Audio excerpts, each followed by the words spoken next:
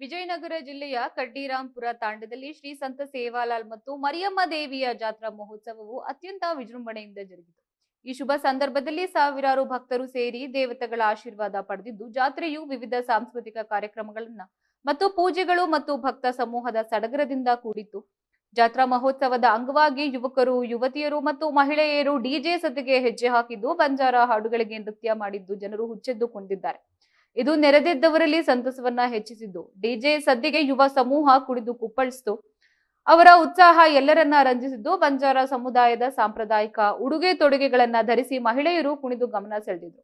ಇದು ನೋಡಲು ಮನಮೋಹವಾಗಿದ್ದು, ಅವರ ನೃತ್ಯವು ಪ್ರೇಕ್ಷಕರನ್ನ ಮಂತ್ರಮುಗ್ಧರನ್ನಾಗಿಸಿದೆ ಮತ್ತು ಸ್ಥಳೀಯ ಸಂಸ್ಕೃತಿಯನ್ನ ಎತ್ತಿ ಹಿಡಿತಾ ಇದೆ. ಜಾತ್ರೆಯಲ್ಲಿ ಮಕ್ಕಳಿಂದ ಹಿಡಿದು ವೃದ್ಧರವರೆಗೂ ಎಲ್ಲರೂ ಸಂಭ್ರಮಿಸಿದ್ದು, ಜಾತ್ರೆಯಲ್ಲಿ ವಿವಿಧ ಸಾಂಸ್ಕೃತಿಕ ಕಾರ್ಯಕ್ರಮಗಳು ನಡೆದವು. ಇದು ಸ್ಥಳೀಯ ಕಲಾವಿದರಿಗೆ ತಮ್ಮ ಪ್ರತಿಭೆಗಳನ್ನ ಪ್ರದರ್ಶಿಸಲು ವೇದಿಕೆಯಾಗಿತ್ತು. ಇನ್ನು ಭಕ್ತಾದಿಗಳು ದೇವಸ್ಥಾನದಲ್ಲಿ ವಿಶೇಷ ಪೂಜೆಗಳನ್ನ ಭಾಗವಹಿಸಿದ್ದು ಮತ್ತು ದೇವತೆಗಳ ಆಶೀರ್ವಾದ ಪಡೆದಿದ್ದು, ಈ ಜಾತ್ರೆಯು ಕೇವಲ ಧಾರ್ಮಿಕ ಆಚರಣೆ ಮಾತ್ರವಲ್ಲದೆ ಸಮುದಾಯದ ಒಗ್ಗಟ್ಟನ್ನ ಸಾರುವ ವೇದಿಕೆಯೂ ಆಗಿತ್ತು.